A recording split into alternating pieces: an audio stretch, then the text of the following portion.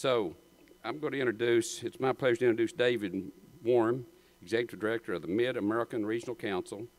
In his role, David leads key regional planning and community development initiatives that are widely regarded innovation and effectiveness. Thank you, David, for being here today to help us understand how your efforts to promoting regionalism has made a difference in Greater Kansas City. Thank you. Yeah, thank you. Good to see you. Yeah.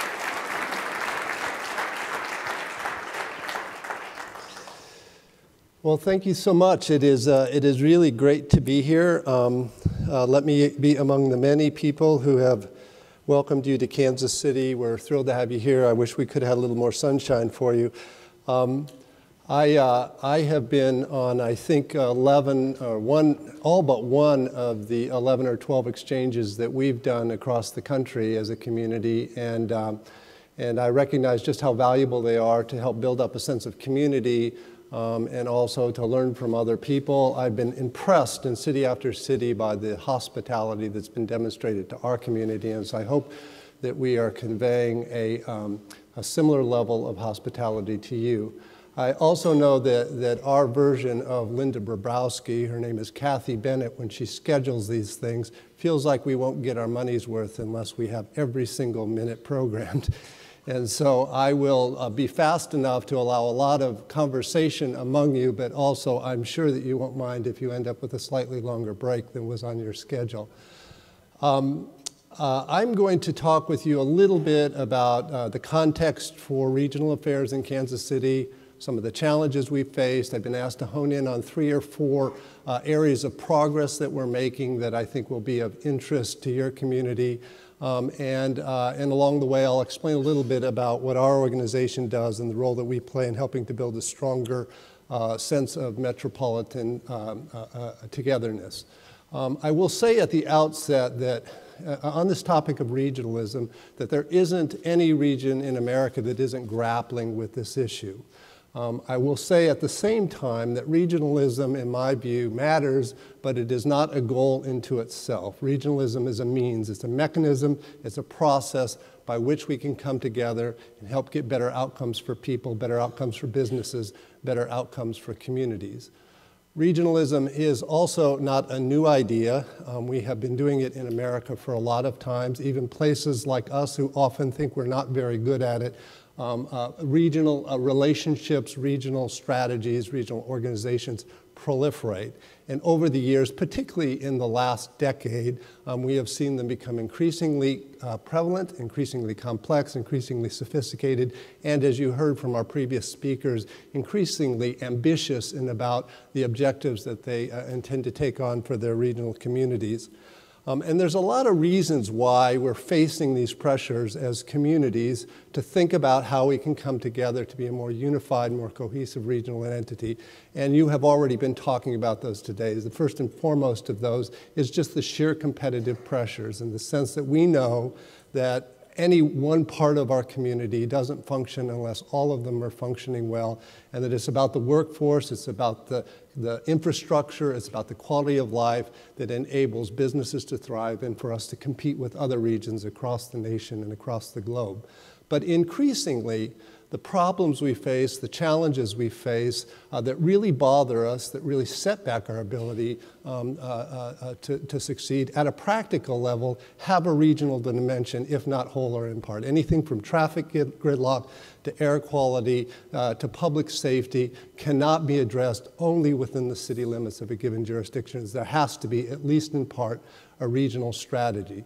And then you layer onto that the increasing financial pressures that come from the federal government, pulling out a lot of its supported domestic programs, a lot of expectations rising at the local level. Just the sheer fiscal pressures on communities, on localities, creates an opportunity for working together strategically.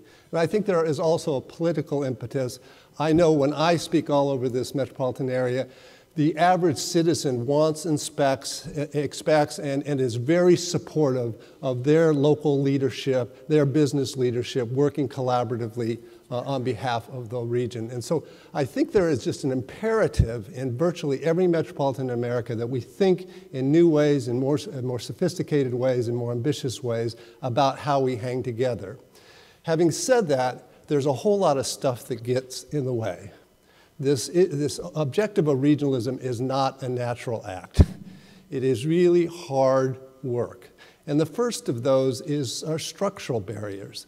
We're in a region, I'm sure you think you're in a region that doesn't like government, and for a group of people that doesn't like government, we got a whole lot of them in this region. The organization that I represent, for instance, covers 2 states, 9 counties, 119 different cities and towns, countless special districts, at least 100 school districts. These are thousands of jurisdictions when you add them all together, and you multiply that by the number of elected officials on each one of those governing boards. There are literally several thousands of people who are responsible for a piece of running this metropolitan area, and it's just really hard sometimes to develop solutions or strategies that meet the various objectives and priorities and needs of the multiplicity of institutions that we have to contend with in modern metropolitan America. But I think even more difficult than that are the increasing numbers of societal barriers that make it harder for us to find and articulate and act upon a shared sense of values, a shared sense of strategy for how to move a community forward. And we see that really on almost every level, particularly in the ideologically driven politics that are so prevalent at the federal and many state levels. In addition to that, because the circumstances are so complicated, the process of regionalism is really hard to navigate. It takes time, it takes energy, it takes a particular kind of leadership, and it requires patience, and it is really a hard thing for people to find the space to do. And so what I would paint for you is that there is an imperative that we pull together. At the same time, there are these barriers that get in the way. In addition to these barriers, in every region, there are specific circumstances that make that process even more problematic. And to tell you a little bit more about Kansas City, you have your issues, we've got ours, and a couple of them that I think are probably most prevalent that define sort of our self-image and our character of regional process are first and foremost the state line. Having a state line and sitting on a state line is not novel in America. I think by last count there are some 40 metropolitan areas in America that either are bi-state or tri-state.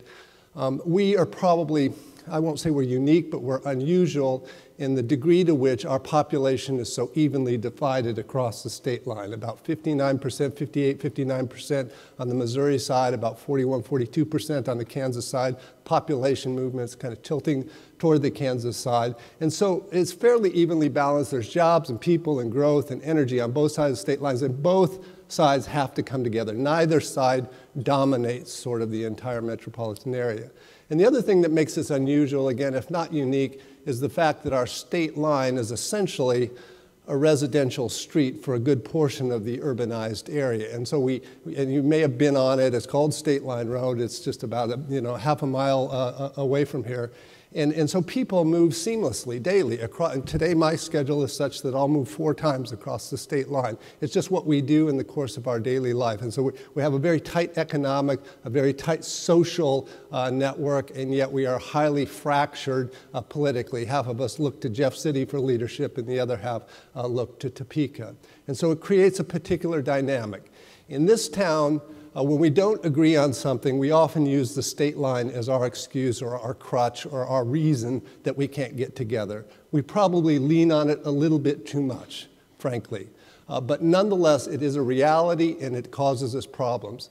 The biggest problem that it has caused in recent years is the degree to which it has fueled and exacerbated a long-standing dynamic around economic incentives for business location. This has been a tension in every region. It's been a tension in this region where local communities particularly will give away money, tax incentives, other kinds of incentives, initially to invest in blighted or underserved areas, but increasingly over the years they have become more liberal. So there's a pretty robust set of incentives at the local level. It's been a tension here, but a manageable one, and probably not extraordinary when you compare it to any other sort of metropolitan area. Until about the last 10 years, when the two state governments sort of began weighing in with really heavy economic incentives that essentially allow a company that locates in either state, even just a few jobs, can almost by entitlement get virtually all of the state income tax their employees pay to the state government back to the bottom line of the company. And so this has ratcheted up the economic border war, as we call it, to a point that it really has become expensive and has begun to diminish some of our regional possibilities as a community. My data is old. I haven't looked at it. I don't track this every day, but as of 18 months ago or so, I think that if I've got this right, there were about 3,300 jobs that moved from Missouri to Kansas and about 3,000 jobs that moved from Kansas to Missouri. I think Kansas was up 400 jobs. It cost both states combined in excess of $200 million to relocate those jobs. And it costs roughly for the net jobs gained to Kansas about $400,000 per job, simply to move them from one side of the state line to the other. My data is old. My guess is those numbers are 20 to 30% higher today than what I just quoted to you. The point is that it doesn't add any value, it doesn't add any energy, it dissipates our ability and willingness to work together effectively, and it doesn't make any sense from a public policy point of view. A number of people, including business CEOs, have spoken out against the policy. Greg Graves, who was here before, was one of 17 CEOs who wrote an open letter asking both governors to pull back on the sort of arsenal of resources that were being aimed at business attraction. And it is beginning to make some progress. There's a working group across both sides of the state line that are working on it quietly. And I'm hopeful, optimistic, that we will begin to ratchet down that particular incentive. But nonetheless, you will hear about, during your time here in Kansas City, our so-called border war. And that, in essence, is what it is. It is about using heavy economic incentives to entice businesses to locate on one side of the state line or the other. The other sort of defining challenge we've had as a region that sort of impedes our self-image and our ability to work cooperatively together, you've already spoken about, and that has to do with the educational disparities we have in the region. In the 9 counties that I represent, there are 53 school districts. Jim Heater was absolutely right. The Kansas City, Missouri School District, which had once 70 or 80,000 students, now has about 15,000. And because it has the Kansas City, Missouri name attached to it, it begins to define the image of public education all along the Missouri side. There are a number of other school districts in Missouri particularly, but also in Kansas, that serve primarily lower income, if not entirely lower income populations. Kansas City, Missouri in particular has had the most difficult time in achieving a quality, consistent outcome for its students over the years. And it's a long story that goes back 40 years that begins with white flight and moved on to court-ordered desegregation, and the court ran the schools for literally 20 years, and the political framework around the schools really began to evaporate. There was poor, uneven administration. There were lots of problems, and it's only been within the last 6 or 7 years where we begin to see that kind of stabilization occur. I want to be really clear that our Kansas City, Missouri School District is not a vast wasteland of educational opportunity. My children I live in the Kansas City, Missouri School District. My children have spent parts of their educational time in the Kansas City School District. Our honors high school in the Kansas City, Missouri School District is constantly rated among the best, if not the best, in Missouri. So there are some points of excellence. At the same time, there is a high level of unevenness, and a whole lot of kids in the inner city are left behind as a result of that. And that dynamic, which has now persisted for decades, colors attitudes, it colors views about what happens over there and impedes our ability to work intergovernmentally. It colors people's decisions about where to live or where not to live. It has a huge impact and has over the years on sort of the dynamics and give and take and flow of this metropolitan area. Having said that, despite this border war, despite these educational disparities that we continue to be challenged by, we have made a fair amount of progress on a lot of areas as building up a stronger sense of metropolitan identity. What I would say kind of on a very high level before I highlight 3 or 4 specific areas is that what I think we do reasonably well here as a region is that we cooperate. There are dozens upon dozens of bread and butter, behind the scenes, in the trenches, interlocal agreements and strategies that seldom make it to the front page of the paper, but nonetheless add value to public services and to the outcomes we achieve as a region. Our organization's involved in the middle of them, but certainly by no means all of them. And so these are everything from interlocal agreements to cooperative initiatives that really make government, in particular, as well as other sort of business relationships, operate more effectively. The second thing, and you probably are getting some feel for that after the number of speakers that you're listening to, I think the second thing we do well when I compare ourselves to other metropolitan areas, I think we do pretty well at what I refer to as collaborating civically. We do a pretty darn good job of bringing together our public and civic leadership to work on initiatives and on improvements and on investments that make sense. We have really good, highly engaged, highly positive, community-oriented foundations. We have extraordinary civic leadership coming out of our business sector that's willing to put time into creating a positive civic environment. You just heard from a couple of them. We have some great regional organizations. I think Bob Marcus from the Kansas City Area Development Council was on your program yesterday. It's a best-in-class public-private regional marketing and business attraction strategy.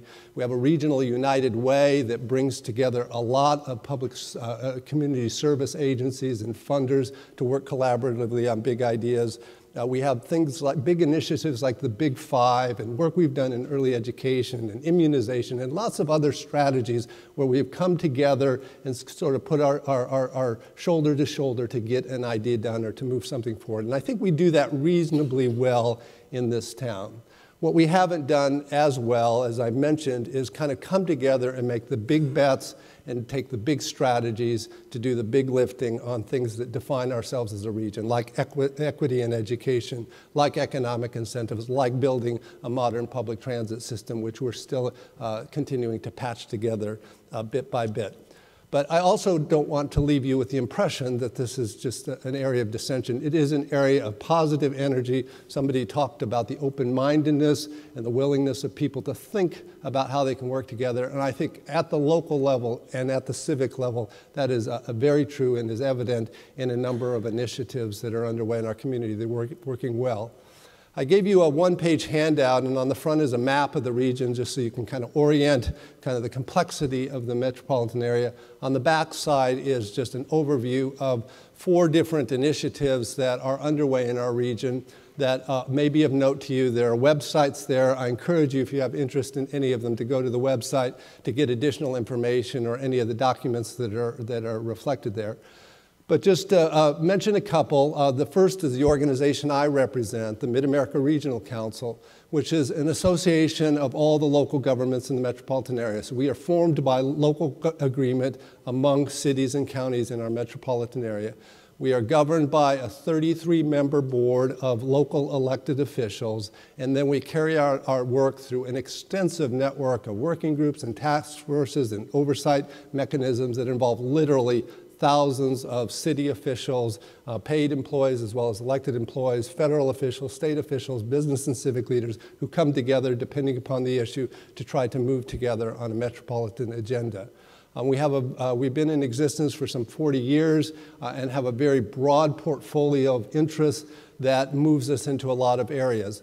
You have in Lexington an MPO, I believe it's run by the county government, that has responsibility for transportation planning and carrying out a lot of the federal requirements for investing in transportation systems.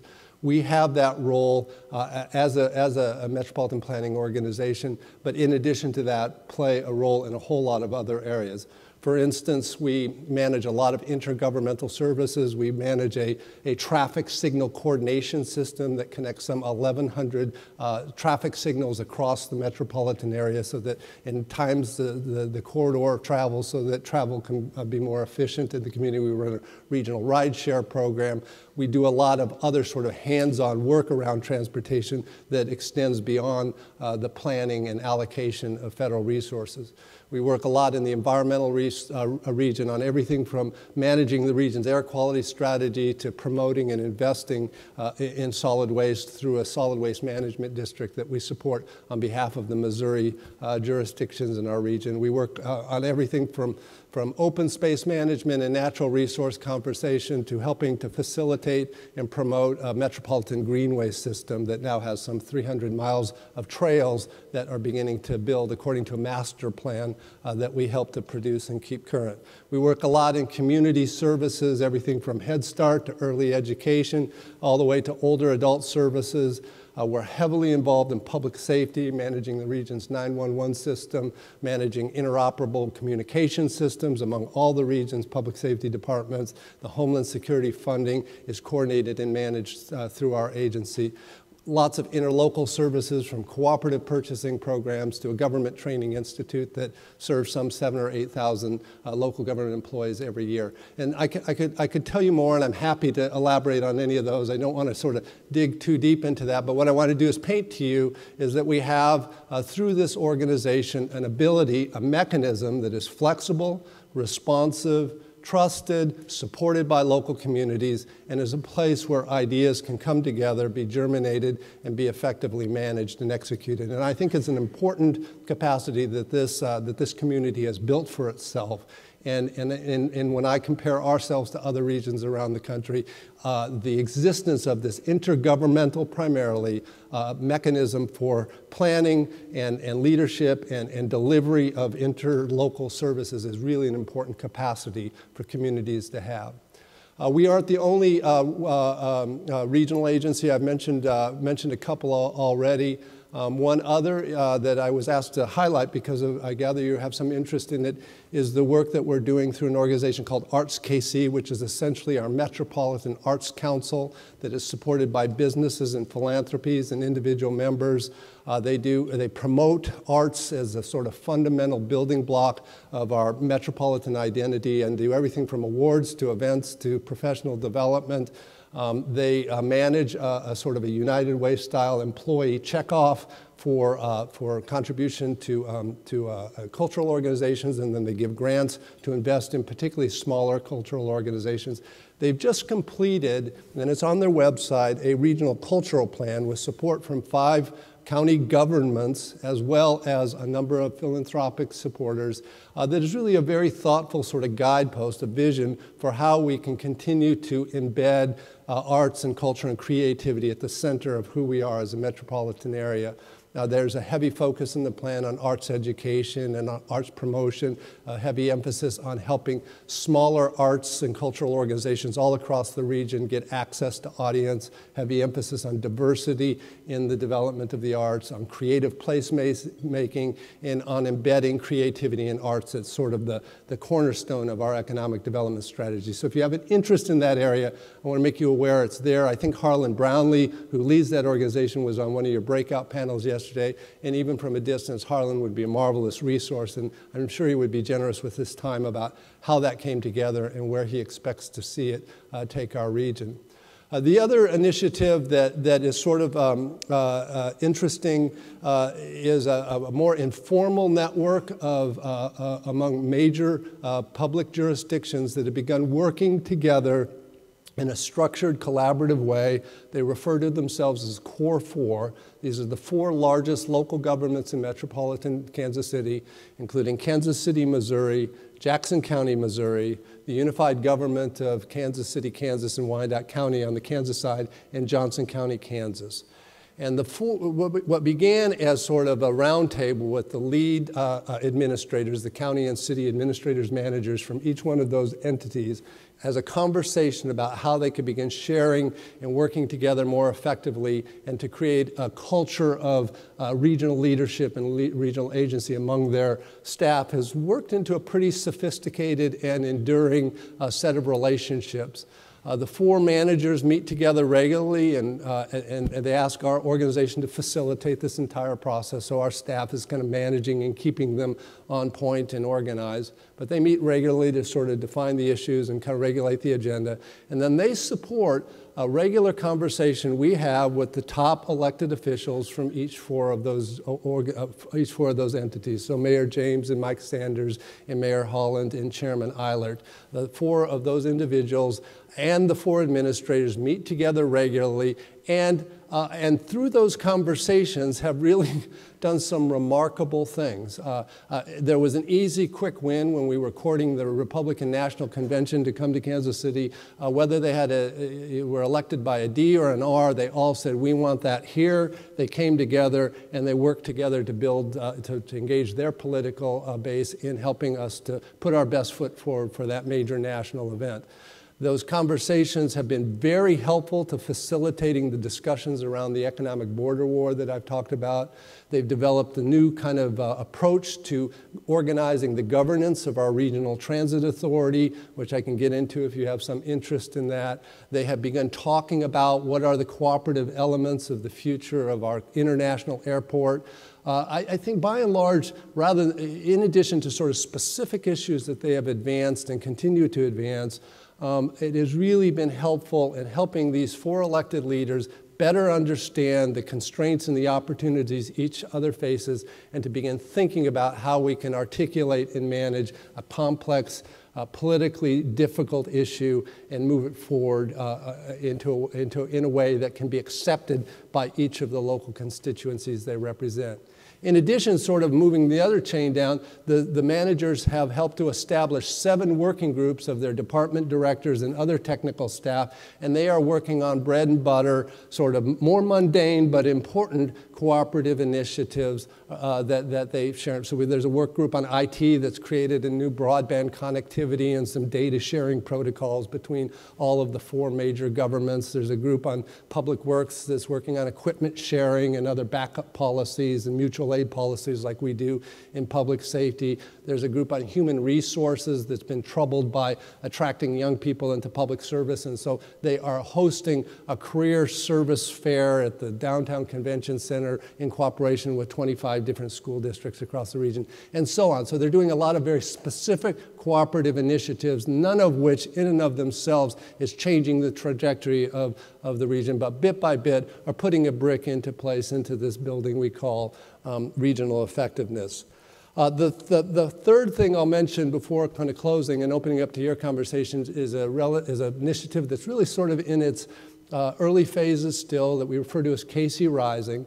This is a civic initiative largely led by business leaders and is being cooperatively supported by our organization, by the Kansas City Area Development Corporation, which I already mentioned, and by the Kansas City Area Civic Council, which is an organization of about 80 CEOs of major companies and institutions in the region.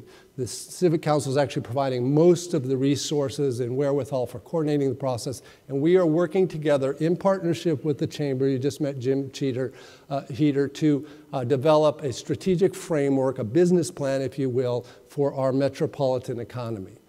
This process was fueled, this discussion had been underway for the last couple of years, but got sort of an impetus when we released a report last year, about this time last year, in cooperation with the Brookings Institution, that did a deep analysis of the Kansas City regional economy, which highlighted that we have a lot of strengths, a lot of assets, a lot of things going well, but there are a lot of warning signs underway in our region. And I think it caught the attention of the civic leadership that we need to be paying more attention to things that that really drive our metropolitan economy. So we've organized 3 task forces and a steering group that are involving really a group about this size, well over 100 business and civic leaders, primarily business-led, a few elected officials that are working on how we can systematically invest in the traded sectors in this metropolitan economy that we have particularly strong assets in, how we can systematically work together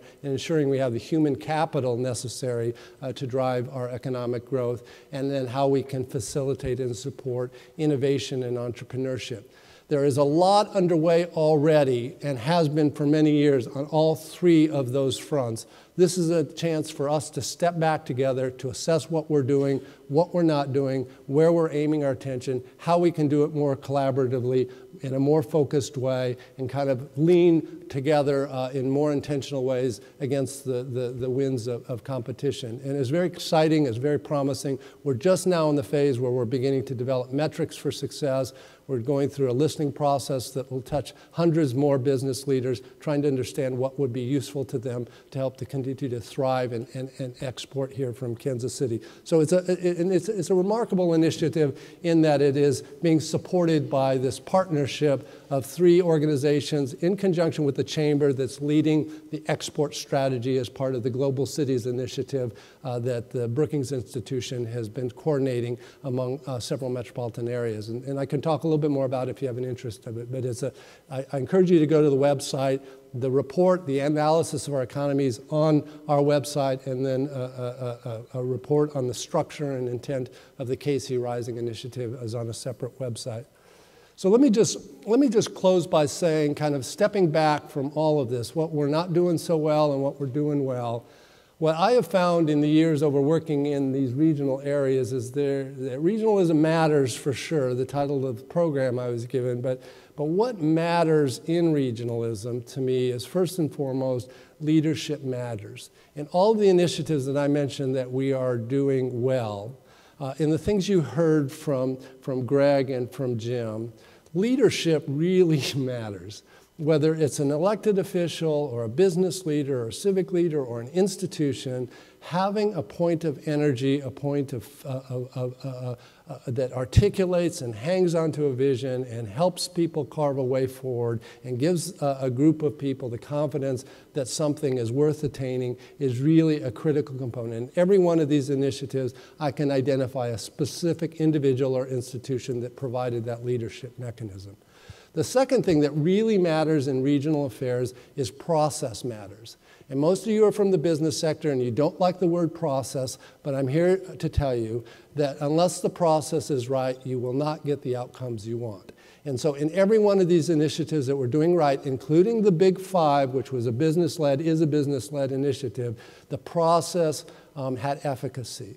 It was open, it was informed by data, it engaged the right players, it was transparent, it was authentic.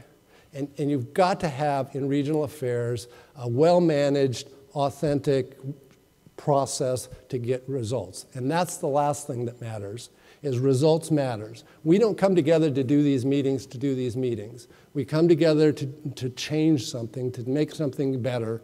And unless in any regional affair you're fairly quickly in the process able to identify a specific result, a specific outcome, you tend to lose your audience.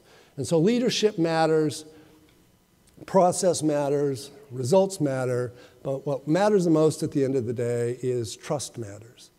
Regional affairs is all about building trust. I tell my staff we're not in the regional business, we're in the trust building business. This is all about building relationships, building understanding, building a shared sense of commitment. Everything you've heard today and the last day, the things that are doing well in Kansas City has at their core the sense of trust. The two things I mentioned that we're not doing so well on are economic border war and educational disparities. There is no trust in either one of those systems, or is at a very low degree. And so I really encourage you that as you think of a regional problem, as you think of something you're interested in solving in your community, the end game is what do I need to do to build trust among the players that will move this needle forward. And I think if you kind of start with that end in mind, you will find the way forward, the practical way forwards that make sense for your town and the issues that you're working at. So it's great to have you here. I'm available until Linda makes you go to the next session, because she's not going to give you a break. She just says she is. But I'm happy to answer questions or engage in dialogue in any way that's useful to your own decision making.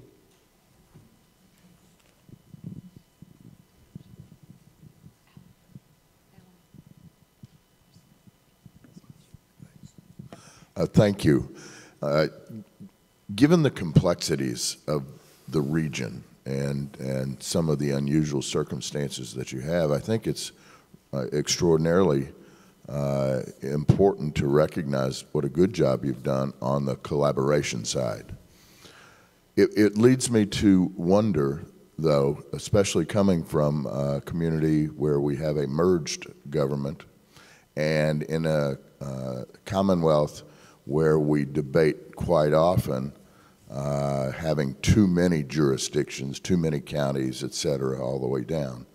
Has there been any discussion here about consolidations, taking that collaboration a further step?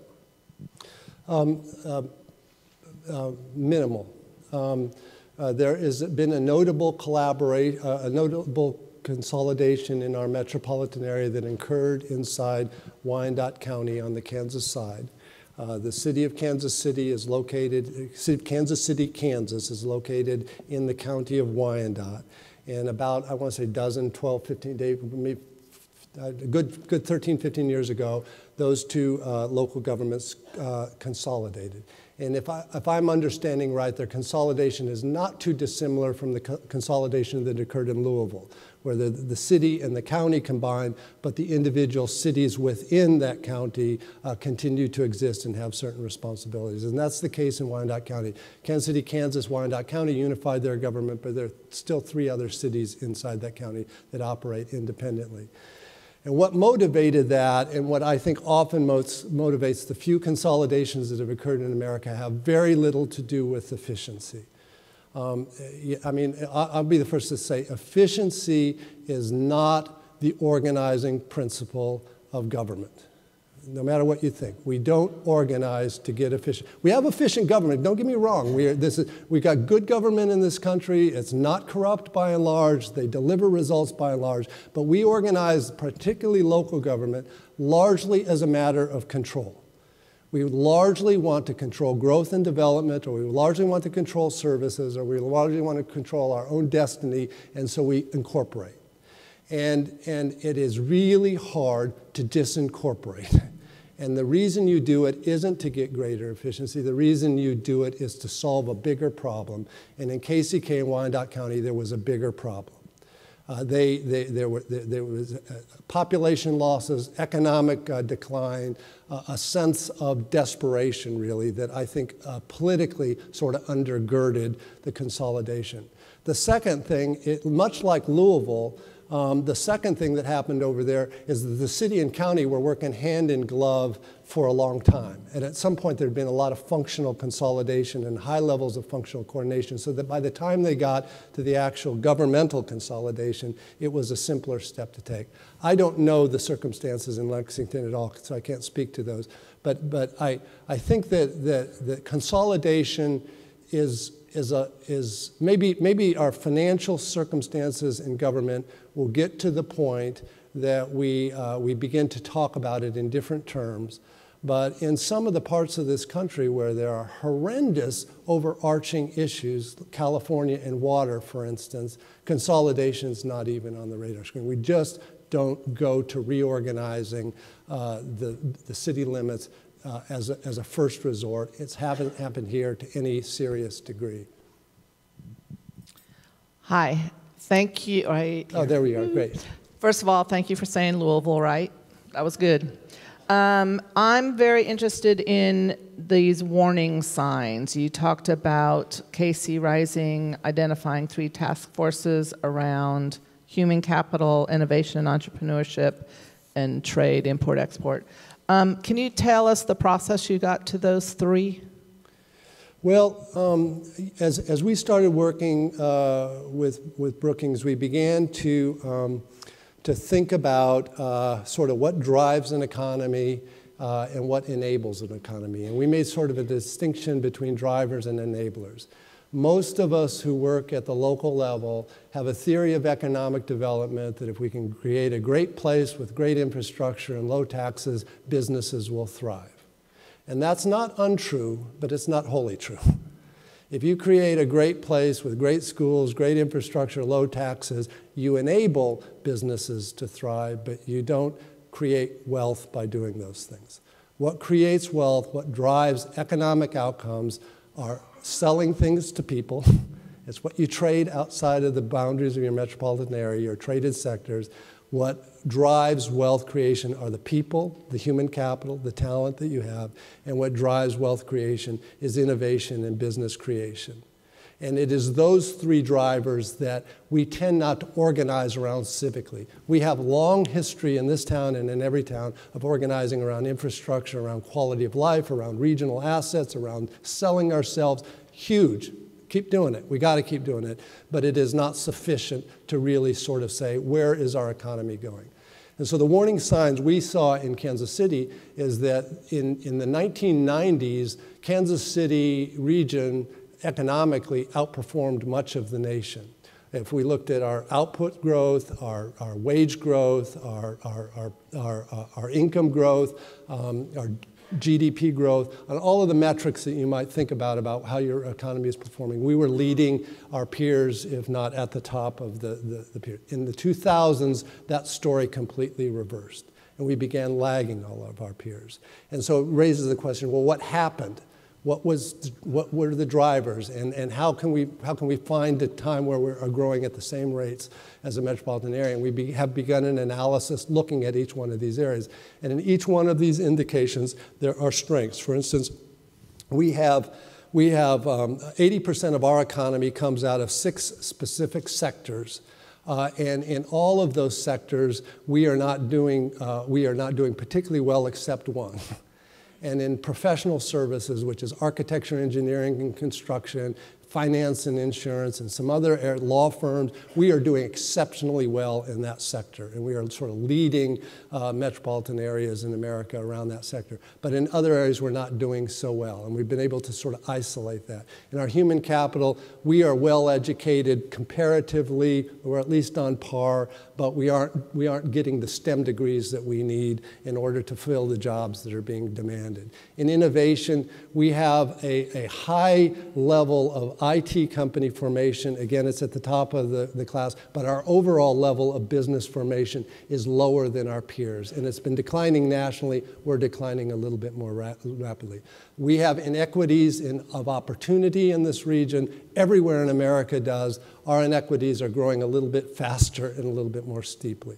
And so we've been able to isolate some of those things where we're not sinking. We got a lot to work with. We got a lot of assets, a lot of momentum, a lot of points of excellence here that we can draw upon. What we don't have is a strategic framework that will allow us to work together to allow each one of those drivers to show different kinds of metrics. And we are organized around those outcomes. How can we increase the rate of growth in our economy? How can we introduce the rate of growth in the good jobs that we have? And how can we increase the rate of growth in the real income that the average citizen has? And those are sort of the 3 metrics we're working on, and we're backing into strategies in each one of these that will support that overall outcome. Dave, I've got a question about transportation, because with 2 sides of the state line, all these jurisdictions, obviously it's probably at best a patchwork situation. We've seen a new cable car line, a light rail line that's being developed from the River Market down to Crown Center. It has to be huge investment. We recognize millennials want to, frankly, drive less, not that much interested in perhaps owning or spending the money on a car. I'm interested in trying to see from your experience, are there dividends to be had either through federal funding or through state kind of cooperative fundings by presenting a unified regionalism face when seeking funds? do those communities that get their act together do better than perhaps any one entity could do if they were fighting for their share? Is there a return on regionalism that can be quantified, particularly in public transit funding? Yes, yes, and I've got two examples relating to public transit, and actually more, and that's an area where we do, even though we have not developed the wherewithal to invest in a public transit system in a consistent way, we have cooperated effectively around regional strategies, particularly at the federal level. Some of you may know of the TIGER program that was a legacy of the Recovery Act that is Transportation Investments Generating Economic Recovery, I think is what it stands for. And in the first round of that grant, we as an agency pulled together a joint application between Johnson County, Kansas, Wyandotte County, the city of Kansas City, Missouri, and connected an urban neighborhood through improved transit systems in all three jurisdictions. We put together a unified application, and we brought $50 million into this town because we were able to work in a unified strategic frame. So there was a framework, there was unity of purpose, and there was a joint application that allowed us to draw upon not only our congressional delegations, but to tell a bigger narrative and a sense of cooperation. A couple of years later, we have done a similar kind of thing and got a second TIGER grant. It was a planning grant this time with the specific purpose of doubling the number of jobs available to public transit over a 10-year period. Again, Johnson County, Wyandotte County, Kansas City, Missouri, and the ATA are working cooperatively. We're the lead agency managing and coordinating that, writing the grant and administering the funds, but working through those other agencies to deliver on the strategy. And we have done that on any number of fronts. We probably have done it most effectively outside of the transit area in the Homeland Security area and in the public safety area, where there's an extraordinary level of unsung cooperation among the police chiefs, the fire chiefs, the emergency medical directors, and the public health folks who have agreed to core principles for how we're going to manage external resources. They've agreed to take every single dollar that comes into this region and invest them according to a unified plan, and they've agreed to share anything they get with the other jurisdiction in need. And those core principles have time and time again brought money in from Jeff, Topeka, and DC that we would not have brought back to the region. So I think there is just in the, even if it's not a regional, even if it's not of such a scale that's going to move your region in a whole new direction, you can make a practical, positive difference by working collaboratively and putting your best foot forward externally as being unified and connected. If that answers your question. Great. I'm getting the hook. It was great having you here. Thank you so much.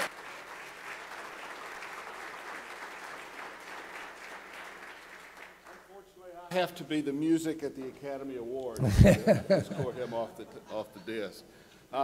One of the light bulbs that went off for me was very early in your talk, David, about how regionalism is not the end, it is the means to other ends. And I think that's a message that for other topics we have on our trip too as well. So thank you again very much. You bet. Here, here. Very much. Thank you. Very appreciate it. Thank you. Come on down.